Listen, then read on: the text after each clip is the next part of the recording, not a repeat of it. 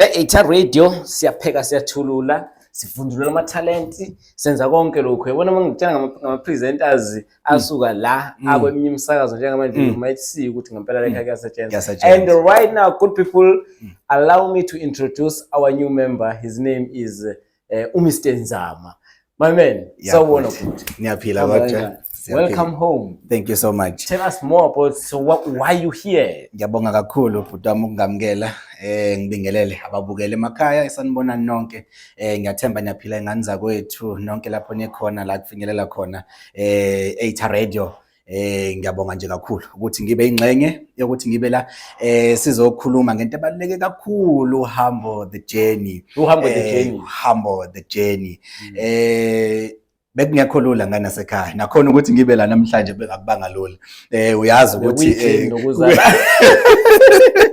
ngiyabona ukuthi ukuhamba kwami ngize ngifike la ku excited that you are here. I'm so excited my brother. Kufanele ngibe excited because kube yiphupho lami hlezi kuyiphupho lami ukuthi ngizibone behind the microphone. Uyabona? Yes, kwakuyiphupho lami ngana sekhaya to see myself talking to millions of people. Yabo, because I believe so being here is more like dream come true. Dream come true, exactly. Wow. It has come true. Ngendlela uNkulunkulu akangiphe ngakhona ukuthi kufanele ngibe phambi kwabantu ngilekelela abantu noma ngisiza abantu ngeindlela eziningi. So I used to call myself as ilambu. I used to call myself as ilambu noma ikhandlela lokuthi ngikwazi ukukhanyisa. I think that's how the show was supposed to be called. Ilambu, #ilambu. Angithi masithi #uhambo the journey.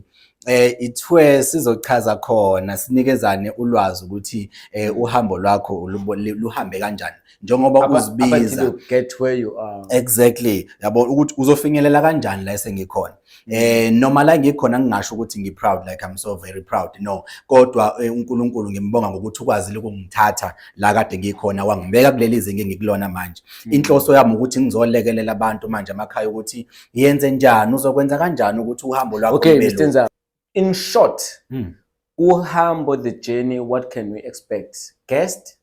Yes. Or what? And then just briefly, and then we're done. Okay, thank you. Kuhambo the journey ngicela ukuthi ababukele emakhaya balindele ukuthi umthobisi bazombona kodwa ezobe engekho yedwa kuzobe kukhona izihambeli ama guest speakers akazobe nawo abazokhona ukuthi bakhulumisane kanye nawo banikeze ama ideas ukuthi uhambo lukuthatha lukubeke uthatha uhambo lakho mawuliqala luzokuthatha lukufikise kuphi nendawo la nabo esebekhona nangaphezulu ngoba kungenzeka ukube bhodi la ngikhona khona umuntu ofisayo kuba la ngikhona impilo esengihambile khona umuntu oyifisayo yabona le mpilo engiyiphila khona umuntu oyifisayo. So like he or she wants to know ukuthi ufike kanjani lapha yana wenze njani ukuze athole izinto ezifana nalezi yana nami ngiyafisa ukuthi ngibe lapha. So mangabe ngikunikeza ama ideas ukuthi do this and that ila uzobalula khona ukuthi hayi nami ngizokwazi ukuyenza lento ngifinyelele lapha yana. So uzofika lapha regardless uhamba ngestimela noma uhamba ngeveni noma uhamba ngetaxi noma uhamba ngebhayisikili kunjalo. Ngisho ngabe kuthiwa mfethu uhamba ngeinyawo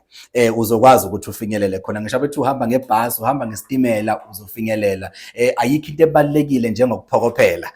Ukuphokophela kubaleke kakhulu ngoba kukwenza ukuthi noma ngabe kuthiwa ispeed ohamba ngaso sislowly kangakanani kodwa mawazi ukuthi uyapi uzofinyelela ngane yasekhaya. Fethu yabona. Ngiyabonga kakhulu ngane yasekhaya. Watch the space. Bheka ngempela qaphelani khona into ezayo. Danko.